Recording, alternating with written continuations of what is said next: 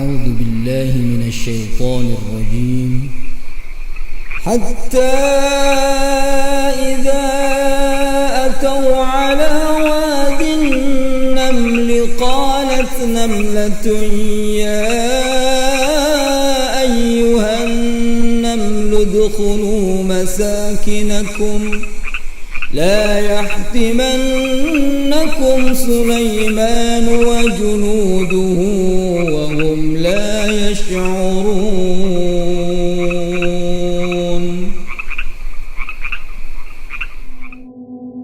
Hingga ketika mereka sampai di lembah semut, berkatalah seekor semut, "Wahai semut-semut, masuklah ke dalam sarang-sarangmu agar kamu tidak diinjak oleh Sulaiman dan bala tentaranya, sedangkan mereka tidak menyadari."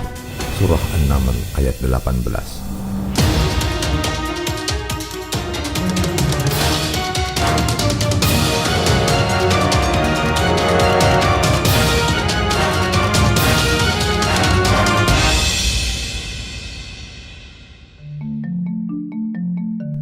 Begitulah salah satu ayat Al-Quran yang menyebutkan hewan semut dalam rangkaian kisah perjalanan Nabi Allah Sulaiman melintasi suatu lembah, hingga dijadikan salah satu nama surah dalam Al-Quran, yaitu An-Naml yang berarti semut.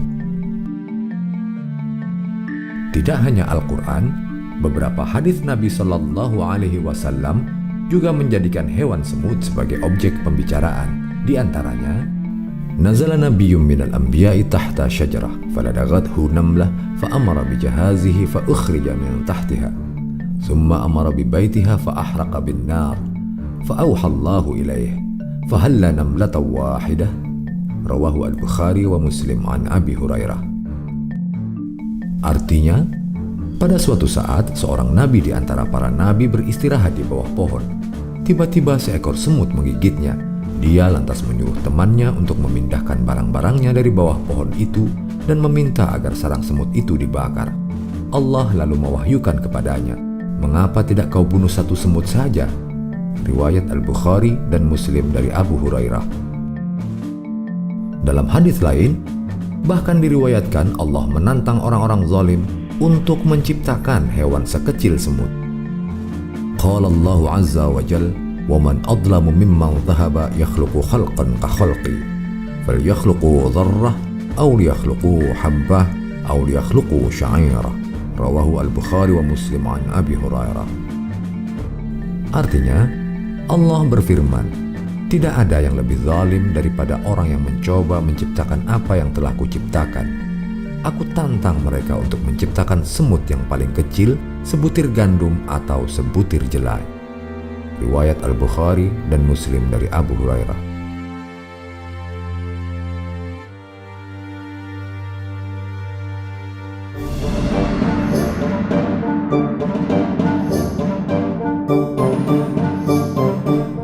Semut hidup berkelompok dengan struktur sosial dan pembagian kerja yang sangat efisien. Banyak hal yang dapat direnungkan setelah kita mengetahui peri kehidupan semut, seperti kesediaan berkorban bagi sesama, tidak adanya diskriminasi, dan banyak lagi. Berbagai penelitian yang dilakukan hingga saat ini belum sanggup mengungkap semua peri kehidupan sosial semut. Karena itu, bagaimana semut dapat mengelola kelompoknya yang kadangkala terdiri dari individu-individu yang sangat banyak, belumlah seluruhnya terungkap. Koloni semut bahkan tidak memerlukan polisi dalam mengatur kehidupannya. Jika Anda berpikir Ratu Semut adalah pemimpin tertinggi kelompok, maka kenyataannya tidaklah demikian. Tugas ratu hanyalah menjamin keberlanjutan jenis. Tampaknya tidak ada struktur kepemimpinan yang berdasarkan rantai komando dalam koloni semut. Jika begitu, lalu siapakah yang memberi mereka perintah? Semut mengenal sistem kasta. Ada 3 kasta besar dalam tiap koloni.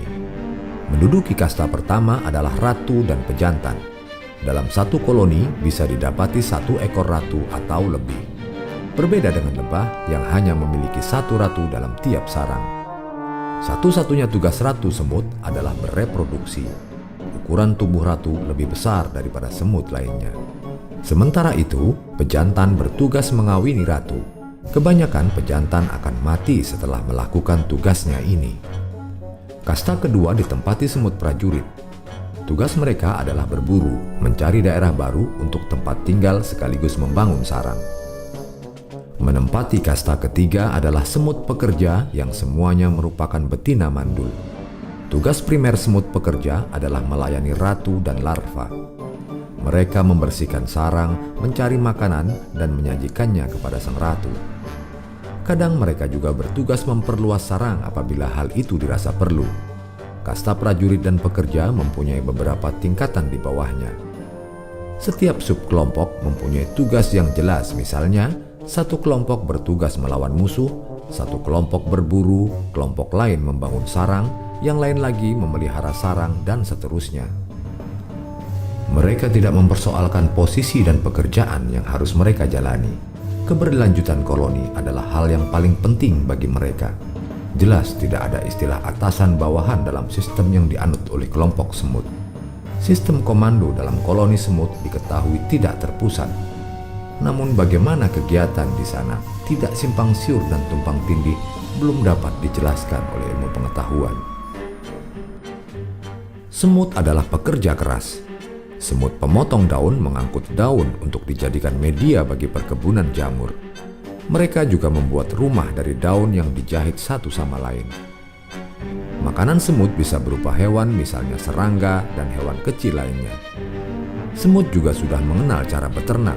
Misalnya beternak kutu daun penghasil cairan gula dan ulat kupu tertentu yang sangat mereka sukai.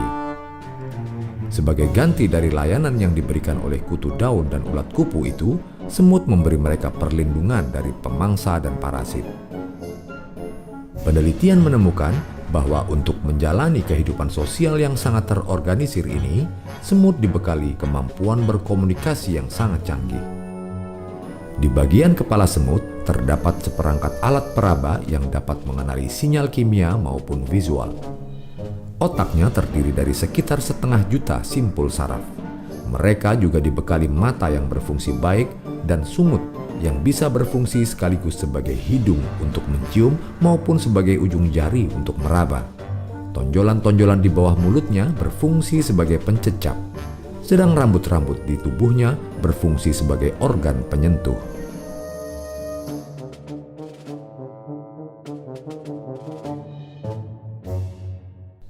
Banyak hal yang mengejutkan akan ditemui bila manusia memperhatikan hewan ini lebih seksama.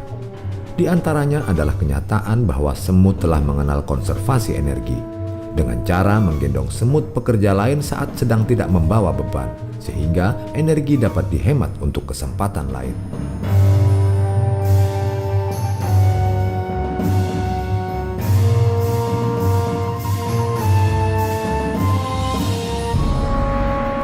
Meski semut mempunyai banyak organ untuk berkomunikasi, namun komunikasi utama yang dilakukannya bersifat kimiawi.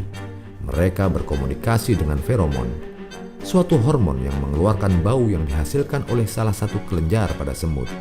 Begitu seekor semut mengeluarkan feromon, maka semut lainnya akan menerimanya dengan cara mencium baunya atau menyentuhnya, lantas bereaksi terhadapnya. Dalam dunia hewan, feromon bermanfaat lebih dari sekedar untuk menarik lawan jenis. Feromon bisa mereka gunakan sebagai penanda jalan. Untuk maksud ini, cairan feromon dijatuhkan semut di sepanjang jalan yang dipilihnya. Cairan ini kemudian diciri oleh sungut penerima sinyal feromon pada semut lainnya. Itulah sebabnya apabila diperhatikan, barisan semut terlihat berjalan zigzag. Mereka menyeimbangkan sinyal yang diterima oleh sungut kiri dan sungut kanan.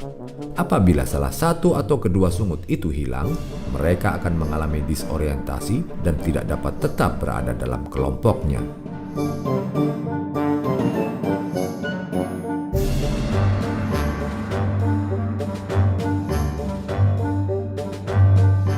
Tidak semua jenis semut dapat memanggil semut lainnya.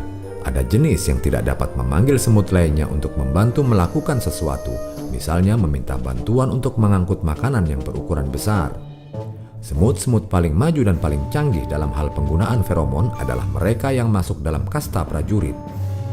Dikatakan paling canggih karena hanya dengan satu sinyal kimia saja, seekor semut prajurit dapat memanggil kawan sejawatnya dalam jumlah ribuan ekor.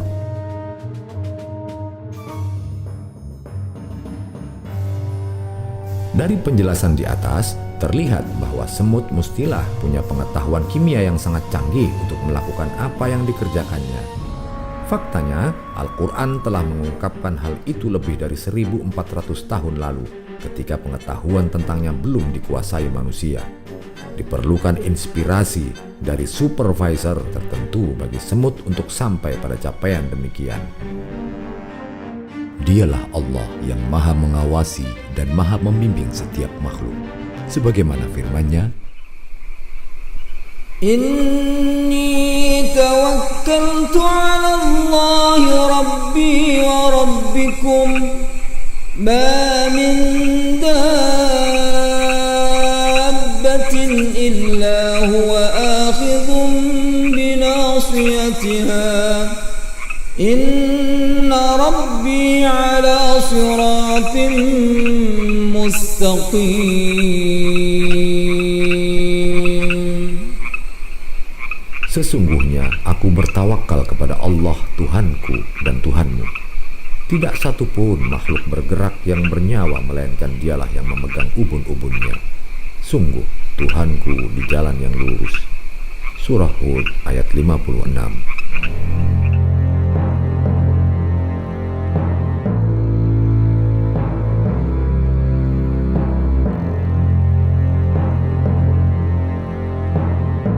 Setelah sedikit tahu tentang seluk-beluk peri kehidupan hewan semut, rasanya semakin terbuka pikiran ini. Betapa masih sangat banyak ilmu pengetahuan yang hingga detik ini belum sepenuhnya dipahami oleh manusia seperti kita.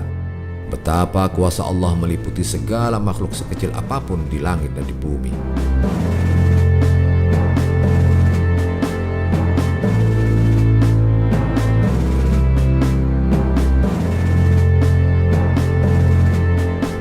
Belajar dari kehidupan semut, paling tidak ada 5 poin pesan tersirat dari Sang Pencipta Jagat Raya ini yang bisa kita teladani bersama.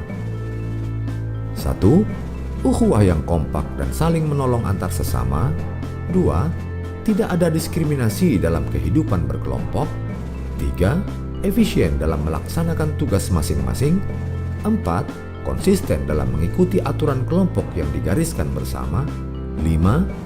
Tidak perlu menunggu perintah untuk berbuat demi kelangsungan hidup bersama.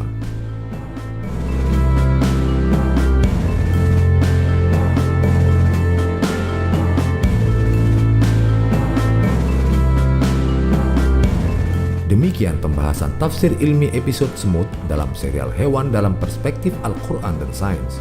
Semoga bermanfaat. Sampai jumpa di serial berikutnya dengan pembahasan hewan lain yang tak kalah menarik. Wassalamualaikum warahmatullahi wabarakatuh.